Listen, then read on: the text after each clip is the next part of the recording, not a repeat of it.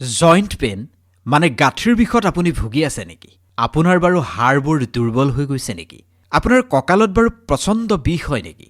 যেতিয়া আপুনি বহি থাকে হঠাতেই যদি আপোনাৰ উঠিবলগীয়া হয় তেন্তে ভৰি দুখনত বহুত বেছি কষ্ট পায় নেকি? অলপমান খোজ কাঢ়িলে ভৰিৰ গেৰুৱা বিষায় নেকি? তলুৱাখন ফাটি যাওঁ যেন হয়। এনেকুৱা ধৰণৰ সমস্যাত বাৰু আপুনি ভুগি আছে নেকি? কেতিয়াবা বাৰু ধাৰাবাহিকভাৱে আপোনাৰ গলধনৰ বিষৰ সমস্যা হৈছে নেকি? বিষৰ টেবলেট খাই খাই কেলছিয়ামৰ টেবলেট খাই খাই আপুনি বাৰু ভাগৰি পৰিছে নেকি? যদি তেনেকুৱা আপোনাৰ হৈ আছে তেন্তে এই ভিডিঅ'টো আপোনাৰ বাবে অতি গুৰুত্বপূৰ্ণ। আজি মই আপোনাক এনেকুৱা এটা পাৱাৰফুল উপায় ক'ম যিটো উপায়ৰ জৰিয়তে আপুনি আপোনাৰ শৰীৰৰ সমস্ত বিষ নোহোৱা কৰি এক আৰামদায়ক জীৱন যাপন কৰিব পাৰিব। ভিতৰৰ পৰা আপোনাৰ যিবোৰ হাড় আছে, আপোনাৰ যিবোৰ জইণ্ট আছে, হাড়ৰ জইণ্ট, এই সকলোবোৰ মজবুত হৈ পৰিব। ভিডিঅ'টো আপুনি শেষলৈকে চাব। নমস্কাৰ প্ৰিয় দৰ্শক, আমাৰ ছেকেণ্ড চেনেল পজিটিভ ভাইবছৰ এটা নতুন ভিডিঅ'লৈ আপোনালোক সকলোকে স্বাগতম জনাইছোঁ। আজিকালি 90% লোকেই যিকোনো ধৰণৰ বিষৰ সমস্যাত আক্ৰান্ত। কাৰোবাৰ যদি জইণ্ট পেইন, কাৰোবাৰ আকৌ কঁকালৰ বিষ। এই বিষৰ সমস্যাটোৰ সৈতে যুঁজি মানুহ এক প্ৰকাৰ হাৰি গৈছে, হাৰ মানি গৈছে। কোনোবাই টেবলেট খাই খাই মানে বিষৰ টেবলেট খাই খাই একেবাৰে অস্থিৰ হৈ পৰিছে।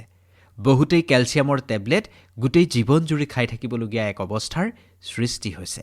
কিন্তু আপুনি যে এই বিষৰ দৰৱবোৰ খাই আছে, বিভিন্ন ধৰণৰ আপুনি যে মেডিচিন খাই আছে, মই এইবোৰ বেয়া বুলি নকওঁ। চিকিৎসকৰ পৰামৰ্শ আপুনি নিশ্চিতভাৱে ল'বই লাগিব। চিকিৎসকে দিয়া দৰৱ পাতিবোৰ আপুনি নিয়মিত খায়ো থাকক। কিন্তু তাৰ পিছতো কিছুমান এনেকুৱা ঘৰুৱা উপায় আছে যিটো উপায়ৰ জৰিয়তে আপুনি আপোনাৰ বহু সমস্যা ঠিক কৰিব পাৰিব। তেতিয়া আপোনাৰ দৰৱৰ পৰিমাণটো লাহে লাহে কমি আহিব আৰু এটা সময়ত আপুনি দৰৱ নোখোৱাকৈ আপোনাৰ সকলো বেমাৰৰ পৰা আপুনি মুক্ত হ'ব পাৰিব। এতিয়া যিসকলৰ জইণ্ট পেইন হৈ আছে, যিসকলৰ গাঁঠিৰ বিষ, কঁকালৰ বিষ, অলপ দূৰ খোজকাঢ়িলে যাৰ ভৰি বিষ হয়, তেওঁলোকে কি কৰিব লাগিব সেয়া মই এই ভিডিঅ'টোত উল্লেখ কৰিম। আপুনি যে বিষৰ দৰৱবোৰ খায়, সেই দৰৱবোৰে কেৱল আপোনাৰ বিষটো দমাই ৰখাতহে সহায় কৰে। কিন্তু হাড়ৰ যিবোৰ জইণ্ট হয়, সেই জইণ্টবোৰ ভিতৰৰ পৰা কিন্তু এই পেইন কিলাৰবোৰে ঠিক নকৰে। কথাটো কেনেকুৱা জানেনে? আপুনি এডাল ছিগা ৱায়াৰ জইণ্ট লগাবৰ কাৰণে তাত টেপ মাৰি দিয়ে।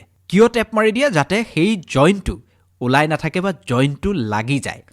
কিন্তু আপুনি সেই জইণ্টটো ঢাকি ৰাখিব পাৰিব, কিন্তু সেই জইণ্টটো আপুনি নোহোৱা কৰিব নোৱাৰে। গতিকে আপুনি যদি আপোনাৰ প্ৰব্লেমটো ভিতৰৰ পৰাই ঠিক কৰিব বিচাৰিছে, আপুনি এটা ঘৰুৱা উপায় নিশ্চিতভাৱে কৰিব পাৰে, যিটো উপায়ৰ বিষয়ে আজি মই আপোনাক খুব ধুনীয়াকৈ বুজাই দিম। এই উপায়টো কৰাৰ লগে লগে আপোনাৰ হাড়বোৰ মজবুত হ'ব। গাঁঠিৰ যিবোৰ বিষ আছে, সেই বিষৰ পৰা আপুনি পৰিত্ৰাণ পাব। জইণ্টবোৰত আপোনাৰ আৰু বিষ নহয়। কেলছিয়ামৰ টেবলেট, পেইন কিলাৰ আপুনি যে খাই আছে, সেইবোৰ লাহে লাহে কমি আহিব। মই ইতিমধ্যেই বিষৰ বিভিন্ন উপায় সন্দৰ্ভত কিছু ভিডিঅ' বনাই থৈছোঁ, সেইবোৰো আপুনি চাব পাৰে। কিন্তু এই ভিডিঅ'টো আপোনাৰ কাৰণে অতি বিশেষ হ'ব, কাৰণ আজি মই এটা চমৎকাৰী উপায় আপোনাক এই ভিডিঅ'টোত দিম।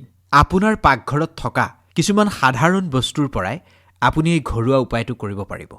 গতিকে আহক অলপ পলম নকৰি সেই ঘৰুৱা পদ্ধতিটোৰ বিষয়ে শিকি লওঁ, জানি লওঁ, বুজি লওঁ। প্ৰথমে আপোনাক প্ৰয়োজন হ'ব বগা তিল। মনত ৰাখিব, ক'লা তিল নহয়, বগা তিল আপোনাক প্ৰয়োজন হ'ব। আপুনি যে কেলছিয়ামৰ টেবলেট খাই আছে, সেই কেলছিয়ামৰ টেবলেটৰ পৰিমাণটো এই বগা তিলে নোহোৱা কৰিব। কাৰণ এই বগা তিলৰ জৰিয়তে আপুনি আপোনাৰ বডিটোক প্ৰাকৃতিকভাৱে কেলছিয়াম দিব পাৰিব। ইয়াত কেলছিয়াম প্ৰচুৰ পৰিমাণে থাকে। এই কেলছিয়ামে আপোনাৰ হাড়, জইণ্টবোৰ শক্তিশালী কৰিব। আজিকালি বজাৰত একেবাৰে উপলব্ধ, বহুতৰ ঘৰতেই থাকে। আপুনি আনিও ল'ব পাৰে বা আপোনাৰ ঘৰত থাকিবও পাৰে। মাখানা। মাখানাটো কেলছিয়াম প্ৰচুৰ পৰিমাণে থাকে, ফছফৰাছ থাকে, প্ৰ'টিন থাকে। এই মাখানাও আপোনাৰ হাড়ৰ কাৰণে বা আপোনাৰ জইণ্টৰ কাৰণে বহুত বেছি উপকাৰী হ'ব। আৰু তৃতীয় বস্তুটো হৈছে বাদাম। বাদামত ভিটামিন ই আৰু হেল্ডি ফেটছ থাকে, যিখিনিয়ে আপোনাৰ জইণ্ট, গাঁঠিখিনি মজবুত কৰিব আৰু চেলছখিনিও ৰিপেয়াৰ কৰিব। আৰু চতুৰ্থতে আপোনাক লাগিব ফ্লেক্স চিডছ। বজাৰত আপুনি ফ্লেক্স চিডছ বুলি ক'লে আপোনাক দি দিব। ফ্লেক্স চিডছ আপুনি ঘৰলৈ লৈ আহিব। টেবলেটত আপোনাৰ যিমান পইচা খৰচ হয়, এইখিনিত বহুত কম পইচাহে আপোনাৰ খৰচ হ'ব আৰু আপোনাৰ শৰীৰটোৰ কাৰণেও ভাল হ'ব আৰু এইখিনিৰ বৰ বিশেষ একো ছাইড এফেক্ট নাই। এই ফ্লেক্স চিডছত ওমেগা-3 ফেটি এচিড থাকে, যিখিনিয়ে জইণ্টৰ ইনফ্লেমেশ্যন কমায় আৰু বিষৰ পৰাও আপোনাক আৰাম দিব। ইয়াৰ পিছত আপোনাক প্ৰয়োজন হ'ব শুকান আদা। শুকান আদাই আপোনাৰ ব্লাড চাৰ্কুলেশ্যন বঢ়াব, জইণ্ট আৰু মাছলছৰ যি ষ্টিফনেছ আছে সেইখিনি কম কৰিব। আৰু চতুৰ্থতে আপোনাক প্ৰয়োজন হ'ব হালধি পাউডাৰ। হালধিৰ বিষয়ে আপোনালোকেতো চাগে জানেই, হালধি কিমান বেছি মানুহৰ কাৰণে উপকাৰী। হালধিত এণ্টি ইনফ্লেমেটৰী গুণ থাকে। হালধিয়ে চুৱেলিং আৰু পেইন দুয়োটাই কম কৰাত আপোনাক সহায় কৰিব। তাৰ পিছত আপোনাক প্ৰয়োজন হ'ব জালুকৰ পাউডাৰ। জালুকৰ পাউডাৰ বজাৰত পায়, কিন্তু সেই পাউডাৰ আপুনি নিকিনিব। তাৰ পৰিৱৰ্তে শুকান জালুক ঘৰলৈ কিনি আনিব। সেই জালুকৰ পৰা আপুনি নিজেই পাউডাৰ বনাই ল'ব। জালুকৰ পাউডাৰে কাৰ্কিউমিন আৰু কেলছিয়ামৰ পৰিমাণ বঢ়ায়। আৰু অষ্টমতে আপোনাক লাগিব, এইটো হৈছে শেষৰটো বস্তু, মিশ্ৰি বা গুড়, যিখিনি আপুনি পিচি ল'ব লাগিব, যিখিনিয়ে এই ঘৰুৱা পদ্ধতিটোৰ টেষ্ট মানে সোৱাদটো আৰু বেছি বঢ়াই দিব। এইটো অপশ্যনেল, আপুনি ল'বও পাৰে নল'বও পাৰে। যদি ডায়েবেটিছ আছে তেতিয়াহ'লে আপুনি মিশ্ৰি বা গুড় এভইড কৰিব। এই ঘৰুৱা পদ্ধতিটো প্ৰয়োগ কৰিবৰ কাৰণে প্ৰথমেই আপুনি ইয়াৰ পৰিমাণটোৰ বিষয়ে জানিব লাগিব। কোনটো বস্তু কিমান পৰিমাণে আপুনি ব্যৱহাৰ কৰিব লাগিব সেইখিনি জানিলেহে আপুনি তাৰ আচল উপকাৰ লাভ কৰিব। প্ৰথমেই কৈছোঁ তিল মানে বগা তিল, বাদাম আৰু মাখনা, এই তিনিওটা আপুনি 40 গ্ৰামকৈ ল'ব। ফ্লেক্স চিডছ, যি বীজ আপুনি বজাৰৰ পৰা কিনি আনিব, সেইখিনি আপুনি 20 গ্ৰাম ল'ব। মনত ৰাখিব, তিল, বাদাম আৰু মাখনা 40 গ্ৰাম। বজাৰৰ পৰা কিনি অনা ফ্লেক্স চিডছ আপুনি ল'ব লাগিব 20 গ্ৰাম। তাৰপিছত হালধি পাউডাৰ ল'ব লাগিব 5 গ্ৰাম। জালুকৰ পাউডাৰ ল'ব লাগিব 2 গ্ৰাম। জালুক বেছিকৈ নিদিব, জালুক বেছিকৈ দিলে কিন্তু ক্ষতি হ'ব। 2 গ্ৰাম। যদি আপুনি মিশ্ৰি বা গুড় ব্যৱহাৰ কৰে, ডায়েবেটিছৰ ৰোগীয়ে নালাগে, নন ডায়েবেটিক পেচেণ্টে যদি ব্যৱহাৰ কৰে তেন্তে আপুনি 10 গ্ৰাম ল'ব লাগিব। সেই গোটেই বস্তুখিনি আপুনি এটা স্থানত ৰাখি লওক। তাৰপিছত এখন টাৱাত আপুনি তিল, মাখানা, বাদাম আৰু সেই ফ্লেক্স চিডছখিনি অকণমান ৰোষ্ট কৰি লওক, গৰম কৰি লওক, মানে অকণমান ভাজি ল'ব।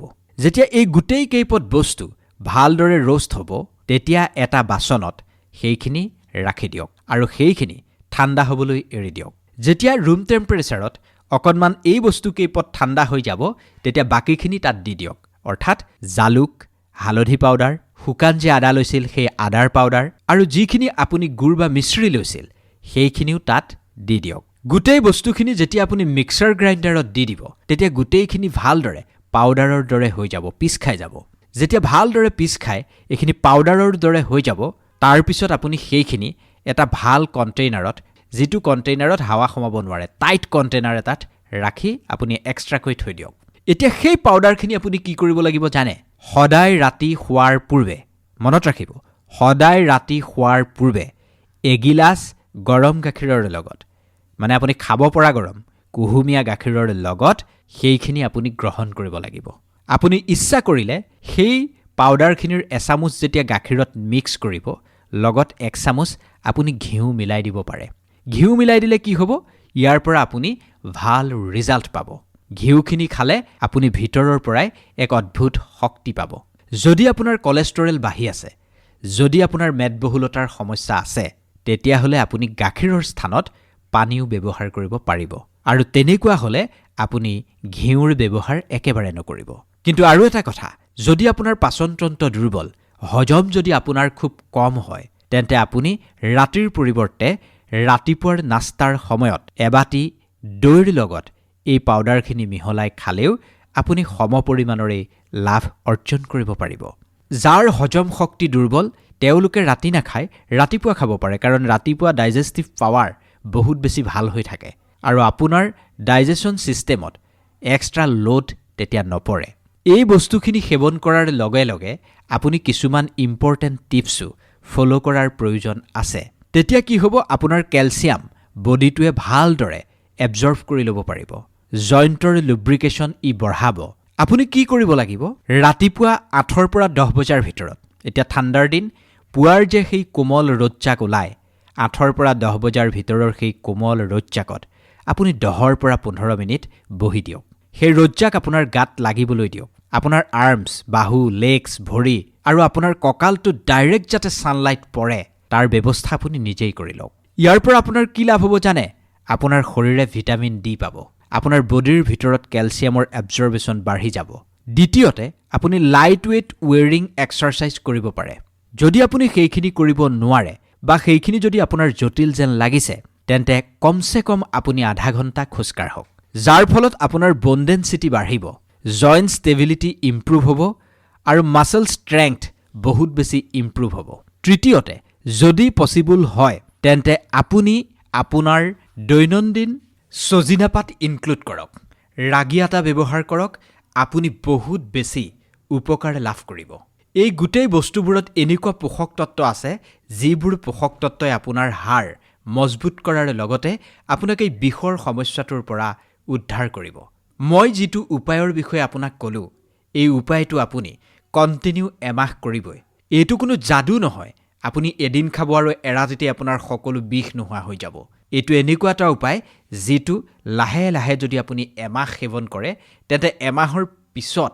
আপুনি ইয়াৰ ৰিজাল্ট দেখিবলৈ সক্ষম হ'ব ইয়াৰ ৰিজাল্টটো অকনমান পলম হ'ব পাৰে কিন্তু এই ৰিজাল্ট একেবাৰে দীৰ্ঘম্যাদী হ'ব কাৰণ ঔষধ নোখোৱাকৈ আপোনাৰ বহু সমস্যা নোহোৱা হৈ যাব ইয়াৰ লগতে আপুনি মাত্ৰাধিক চাহ খোৱা কফি খোৱা বা কোল্ড ড্ৰিংকছ জাতীয় খোৱা অভ্যাস অলপ কমাব লাগিব বেছি নিমখযুক্ত পেকেট ফুডছ চিপছ নিমখীয়া পেকেটযুক্ত আপোনাৰ যিবোৰ স্নেক্স আছে এই স্নেক্সবোৰ আপুনি কমাব লাগিব স্মোকিং আৰু এলকহল আপুনি লাহে লাহে কমাব লাগিব যদি এই গোটেই কথাখিনি ফলো কৰে তেন্তে 100% আপুনি ইয়াৰ ৰিজাল্ট পাব আপোনাৰ হাড় মজবুত হ'ব বিষৰ সমস্যাৰ পৰা আপুনি পৰিত্ৰাণ পাব আৰু এই সময়ে সময়ে কেলছিয়ামৰ দৰব বা পেইন কিলাৰ খোৱাৰ যেটো অভ্যাস এটো লাহে লাহে আপোনাৰ কমি আহিব প্ৰায়বোৰ মানুহৰ কাৰণে এই উপায়টো হৈছে সেফ যদি আপোনাৰ কিডনি ষ্টোনৰ সমস্যা আছে বা আপোনাৰ বেলেগ ধৰণৰ পাথৰৰ যদি সমস্যা আছে যদি আপোনাৰ কেলছিয়াম অক্সিলেট টাইপৰ কিবা ষ্টোন শৰীৰত আছে তেন্তে তেনেকুৱা মানুহে এই উপায়টোৰ পৰা বাছি থকাটো দৰকাৰ এবাৰ চিকিৎসকৰ পৰামৰ্শ লৈহে এই উপায়টো আপুনি গ্ৰহণ কৰিব যদি আপোনাৰ বাদাম বা তেনেকুৱা বস্তুৰ প্ৰতি এলাৰ্জি আছে তেতিয়া এই উপায়টো কিন্তু আপুনি নকৰিব যদি আপুনি ব্লাড থিনাৰ কিবা লৈ আছে থাইৰয়ডৰ যদি আপোনাৰ প্ৰবলেম আছে তেতিয়া এই ঘৰুৱা উপায়টো আপুনি নকৰিব চিকিৎসকৰ পৰামৰ্শ অবিহনে যিকোনো এটা উপায় গ্ৰহণ কৰাটো অনুচিত আৰু 10 বছৰৰ তলৰ শিশুৱে এই উপায়টো একেবাৰে নকৰিব যদি আপুনি ডায়াবেটিস ৰোগী তেন্তে মনত ৰাখিব মিশ্ৰি বা গুড় আপুনি কোনো কাৰণতে এই উপায়টোত ব্যৱহাৰ নকৰিব ভিডিঅটো কেনেকুৱা পালে আমাক জনাব 10 জনৰ যদি উপকাৰ সাধন কৰিব বিচাৰিছে তেন্তে ভিডিঅটো যিমান পাৰে সিমান শ্বেয়াৰ কৰিব আৰু এনেকুৱা ধৰণৰ ভিডিঅ নিয়মীয়াকৈ পাই থাকিবৰ কাৰণে আমাৰ চেনেলটো এবাৰ সাবস্ক্ৰাইব কৰিব ধন্যবাদ